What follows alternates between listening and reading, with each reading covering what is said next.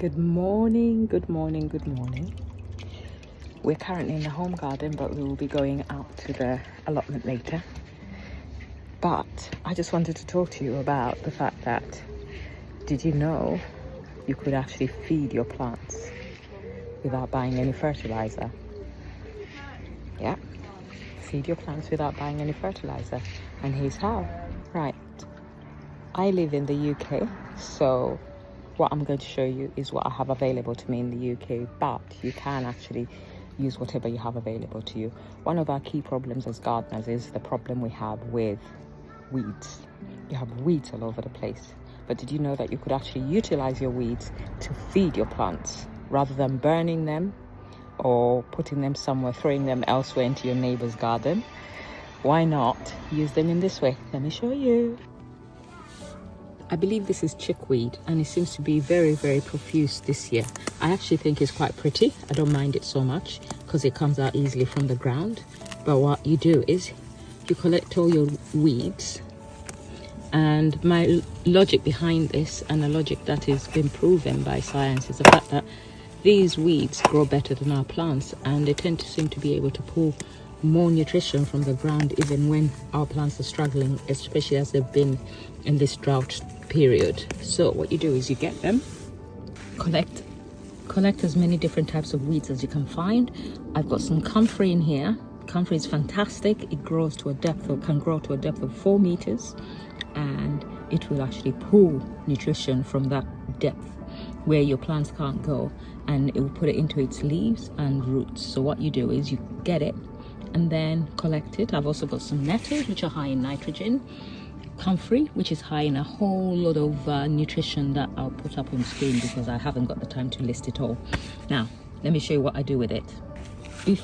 Before I show you what I'm going to do, with comfrey, you could easily take these leaves, chop it all down, and just stick them on your beds, and they will rot down and provide feed within the soil. However, what I do is I've got a water reservoir that I sit outside.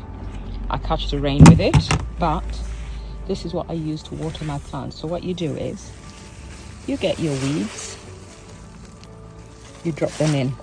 You get all your weeds. See, I've got some nettles in here, and you drop them in. And then once you've dropped them all in, what you do is you cover them and let them sit.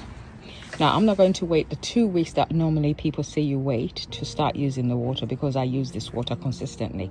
But over time, the weeds will rot down. It will stink to high heaven, but it will provide a fantastic fertilizer for your plants. When it's well steeped and fermented and ready, you will have to ensure that you dilute it before you pour it on your plants in order to make sure that you're not overfeeding them. So the suggestion is 1 part fertilizer water to 9 parts water. So that's 1/10 of a can should be this. So if you're doing 5-liter watering can, I'll put 1 part fertilizer, and then the 4 will be just water. And then you just take it and water your plants, and they'll thank you for it, and they'll be extremely happy, and they'll love you forever and grow as beautifully as these tomatoes are growing. I use that to water all my green stalks, because although you can buy fertilizer, it is extremely expensive. And when you think of what it takes to cover even a garden as small as this with fertilizer, it becomes a challenge, because look, we have so many tomatoes growing, and all of them need to eat.